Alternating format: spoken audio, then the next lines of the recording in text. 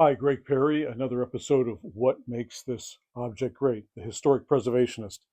Um, we have a chinoiserie clock here around 1840. Um, a lot of people that are semi familiar with it say, wow, maybe I've never seen a blue one or not.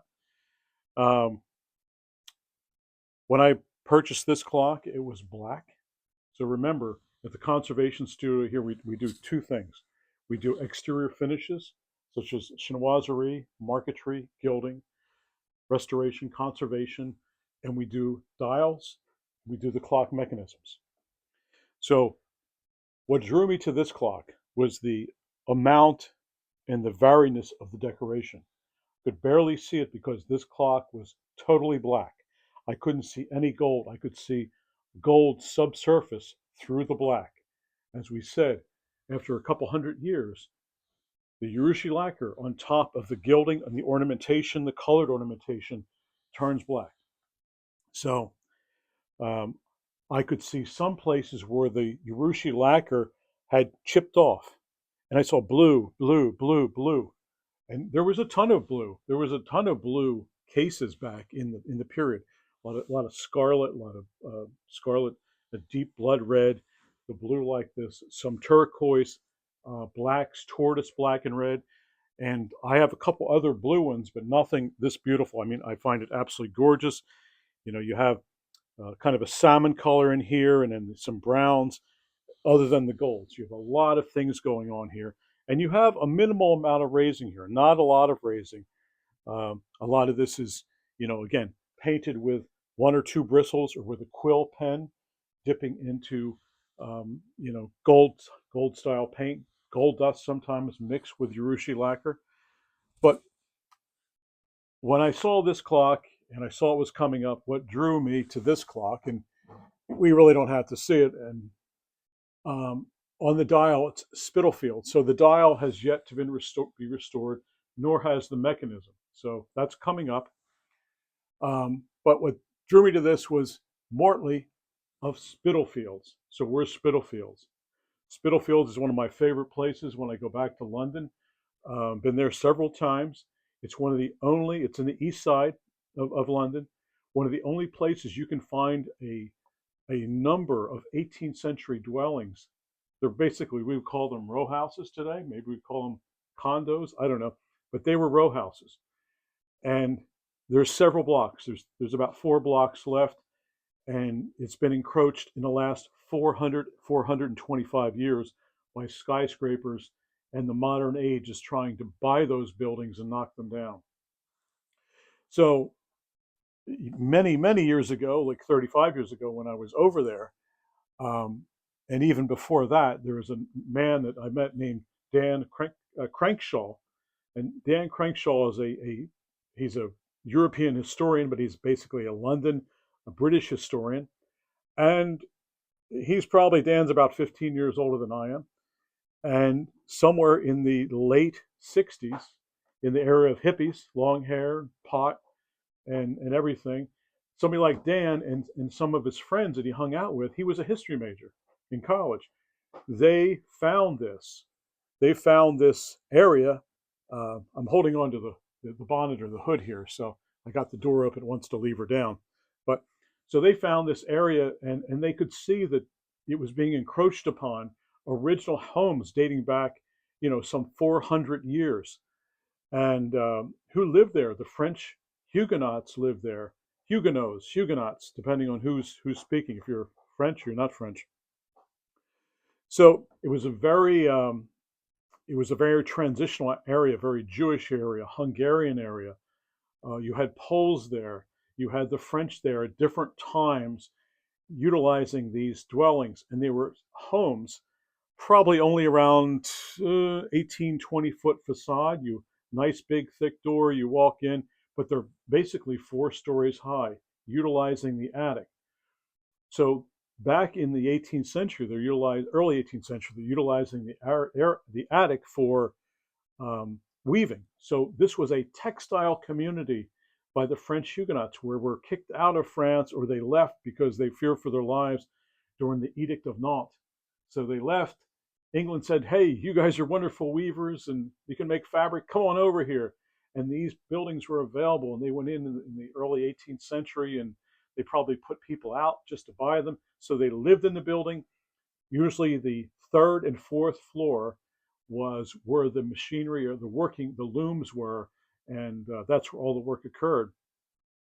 So it's one of the few places left in London. I mean, talk about history, but you still have Westminster Abbey, you still have great cathedrals and graveyards, but for the most part, the dwellings are gone. I mean, it's just like Philadelphia. What's left in Philadelphia? Virtually nothing of historic note. Just a few fragments is all we have, and it's the same in London. You get commercialism, and they just want to tear everything down and put something new up. So anyway, so Dan Gregshaw comes by with some of his buddies, historic buddies, and they want to tear these buildings down.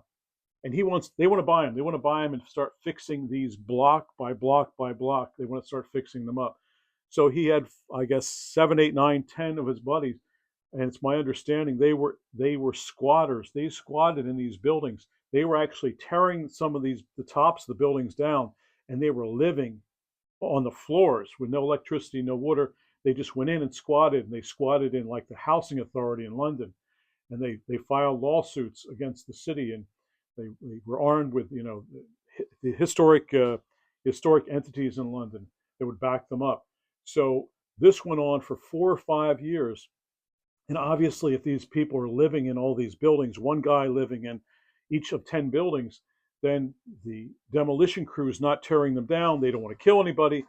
So in the end, they won and they saved this area. So good for them. So if you want a good read, look up Spitalfields. It's probably a 600-700 page book by Dan Crenshaw. So anyway, they had 4 great horologists throughout the 18th century, and this guy was one of them. Worthy was one of the great horologists, making watches and clocks. First time I've seen one, and it's one of those things, you got to have it, right? So it says it's engraved Spitalfields. It's a solid brass dial. And anyway, and it comes with this beautiful chinoiserie case, a nice ocular here. Remember, the ocular was something that was an option generally if you wanted to buy the case. You bought the movement from somebody. Basically, you would go to an interior designer in that neighborhood in Spitalfields, and the interior designer would say, okay, here's the dial maker. We walk down the street further. Here's the movement. What kind of movement? Do you want a bell? Do you want a quarter striking movement? What kind of a case do you want? Do you want the traditional walnut? We're in the walnut era, the early 1700s. Do you want walnut? Oh no, I want that Chinese influence that's on there. So that's what makes this a very unique one. So I've never seen a Spitalfields clock with the chinoiserie. So, and again, when I got this, it was totally black, and it evolved in mechanically cutting back the finish and chemically using enzymes, mechanics, and any way we could, because some places it did not want to come off. We had loss of about 17% over the entire case in the bonnet, pieces that some of the gilding came off, and all that had to be replicated. But where it came off, you go under magnification, or you go under the infrared light, and you can see an outline where there was a little tiny minuscule crater there, and you can easily recreate that. So, and after you've done X amount of these, and I think that we've restored about 22 of these, so you start to get the feel of the kind of motifs and what they were doing in the time for the ornamentation and the decoration. So, but you would have never thought that it would have been a blue clock, but only because there were spots of loss of the urushi lacquer throughout the case. And a lot of these, typically, they're painted red inside, whether it was a scarlet case on the outside. I don't know what that's about, but that's just the way it was. And heavily chopped out for these hinges. They had a door maybe thicker than they thought it was going to be, because you had options on these. You could have had an overlay door, not a door that had this bead running around the perimeter with the ocular. So you could have had a totally different door on this clock. So, and your choice of hinges, hardware, it's everything was an option back then. Building a tall case clock through an interior designer. So I think we're going to end that today. We'll bridge and broach this subject later on with more of our chinoiserie clock collection that we restore and conserve right here. And it's a stunner. So I mean, boy, to put a um, single light on this in the evening and just shining, oh, it's absolutely drop dead gorgeous, and all the gold just shimmers. Imagine you're in the 18th century and you have a few candles in the room. It's dead dark, nighttime, and this guy is just sending a message to you. So, Gregg Perry, thanks all for listening and stopping by today.